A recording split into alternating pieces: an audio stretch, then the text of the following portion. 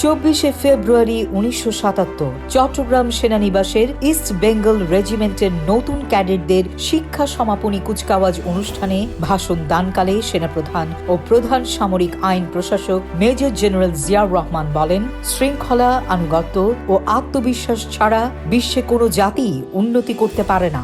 জাতির সেবার মাধ্যমে তাদের দেশবাসীর ভালোবাসা, মমতা, স্বীকৃতি ও আস্থা অর্জনের আহ্বান জানান তিনি।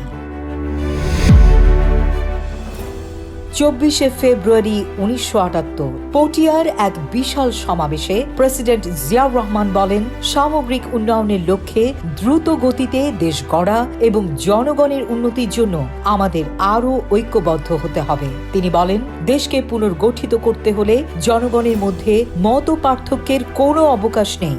এদিকে কাকটলির জনসভায় প্রেসিডেন্ট বলেন, এখন হলো দেশ গড়ার সময়। সবাই মিলে জনগণের জীবনের মনোন্নয়ন ও সামগ্রিক উন্নয়ন নিশ্চিত করতে হবে। 24 ফেব্রুয়ারি 1981 জাতীয় জীবনের সকল ক্ষেত্রে বাংলা ভাষার ব্যাপক প্রচলনের আহ্বান জানান প্রেসিডেন্ট জিয়াউর রহমান। ভাষা আন্দোলনের প্রত্যক্ষ অংশগ্রহণকারীদের সংবর্ধনা অনুষ্ঠানে তিনি বলেন, স্বাধীন জাতি হিসেবে আমাদের স্বাধীনতা ও সার্বভৌমত্বের প্রতীক আমাদের মাতৃভাষা বাংলা। তিনি বলেন, সর্বস্তরে বাংলা ভাষা প্রবর্তনের সংগ্রাম এখনো চলছে। সকলের মনে রাখা প্রয়োজন যে ধর্ম যেমন সরকারি আদেশে জারি করা যায় না, তেমনি সরকারি আদেশে ভাষাও চালু করা পুরোপুরি সম্ভব নয়। প্রাণের আবেগের সাথে ভাষার গতি এগিয়ে চলে। বাংলা ভাষার প্রতি আমাদের ভালোবাসাকে জীবনের প্রতিটি ক্ষেত্রে বাস্তব রূপ দিতে হবে।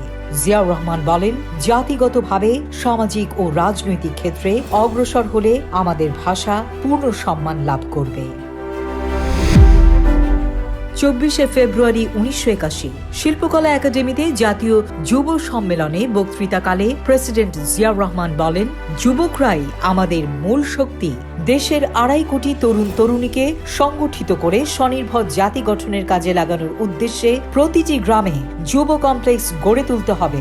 শক্তিশালী যুব কমপ্লেক্স গড়ে তোলার মাধ্যমে দেশের স্বাধীনতা, সার্বভৌমত্ব সংরক্ষণ এবং উন্নয়ন কর্মকাণ্ড ও শান্তিপূর্ণ বিপ্লবকে সফল করার ক্ষেত্রে যথাযথ অবদান রাখার জন্য যুব সমাজের প্রতি আহ্বান জানান তিনি।